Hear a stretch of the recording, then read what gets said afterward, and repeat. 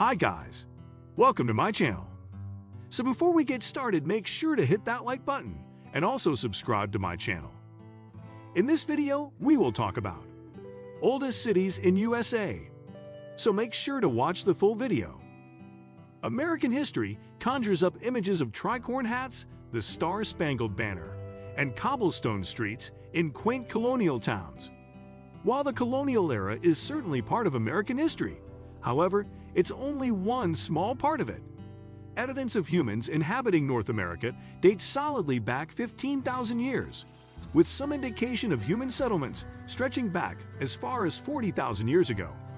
Many millions of people have called the continent home over those centuries, with indigenous people, European explorers, merchant traders, and early settlers all leaving their marks throughout America's complicated history. In fact, a number of the towns, villages, and cities that early Americans created over the last 1,000 years still exist in some form today. To find out which American towns can trace their roots back the furthest, Stacker scored the internet for founding dates of some of the nation's oldest cities. Then, Stacker eliminated any towns that aren't in existence anymore and ranked the remaining 50 locations by the oldest. Though you'll find some well-known historical locations on this list, you'll also encounter surprises, many of which you've probably never heard of before. From Native American pueblos in the Southwest to storied colonial towns in the Northeast, these cities crisscross nearly every part of the United States. Midwestern towns founded by French missionaries, oceanside locales founded by Spanish admirals, even large cities founded by Quaker leaders. The variety of these cities and towns reveals the diversity of the United States, from sea to shining sea. Watch the video to find out what cities in your state or region made the cut and discover which state boasts a settlement dating back to the year 1000. Just be warned, you might be itching to take a cross-country road trip after watching about these fascinating historical locations. 1. St. Augustine, Florida, 1565. St. Augustine was founded on September 8, 1565, 11 days after the Spanish explorer Pedro Menendez de Avilés came ashore on the feast day of St. Augustine. For more than 200 years, it was the capital of Spanish Florida. From 1763 to 1783, control of the region fell into British hands. During that period, St. Augustine was the capital of British East Florida. Control reverted to the Spanish in 1783 until 1822, when it was ceded by treaty to the United States. St. Augustine remained the territorial capital until 1824, when it was moved to Tallahassee.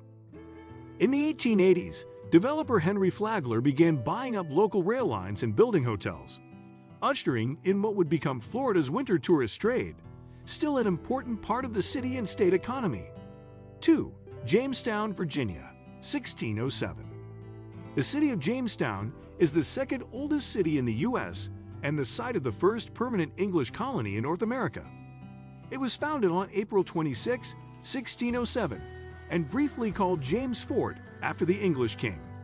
The settlement foundered in its first years and was briefly abandoned in 1610. By 1624, when Virginia became a British royal colony, Jamestown had become a small town, and it served as the colonial capital until 1698. By the end of the Civil War in 1865, most of the original settlement, called Old Jamestown, had fallen into ruin. Preservation efforts began at the turn of the 1900s, while the land was in private hands. In 1936, it was designated a national park and renamed Colonial National Park. In 2007, Queen Elizabeth II of Great Britain was a guest for the 400th anniversary celebration of Jamestown's founding. 3. Santa Fe, New Mexico, 1607. Santa Fe holds the distinction of being the oldest state capital in the U.S., as well as New Mexico's oldest city. Long before Spanish colonists arrived in 1607, the area had been occupied by indigenous peoples.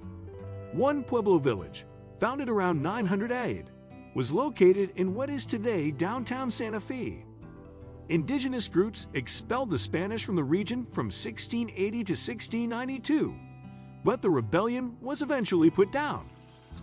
Santa Fe remained in Spanish hands until Mexico declared its independence in 1810, and then became part of the Texas Republic when it pulled away from Mexico in 1836. Santa Fe and present-day New Mexico didn't become a part of the United States until 1848, after the Mexican-American War ended in Mexico's defeat. Today, Santa Fe is a thriving capital city known for its Spanish territorial style of architecture. 4. Hampton, Virginia, 1610. Hampton, Virginia, began as Point Comfort, an English outpost established by the same people who founded nearby Jamestown. Located at the mouth of the James River and the entrance to the Chesapeake Bay, Hampton became major military outpost after American independence. Although Virginia was the capital of the Confederacy during the Civil War, Fort Monroe in Hampton remained in Union hands throughout the conflict. Today, the city is the home of Joint Base Langley Eustis and just across the river from the Norfolk Naval Station. 5. Kecoughtan, Virginia, 1610. Jamestown's founders first encountered the region's indigenous people at Kecoughtan, Virginia, where members of the Kecoughtan people lived. Although that first contact in 1607 was largely peaceful, relations had soured within a few years, and by 1610, the indigenous communities had been driven from the town and murdered by colonists. In 1690, the town was incorporated into part of the larger town of Hampton. Today, it remains a part of the larger municipality. 6. Newport News, Virginia, 1613. Like its neighboring city of Hampton, Newport News also traces its founding to the English.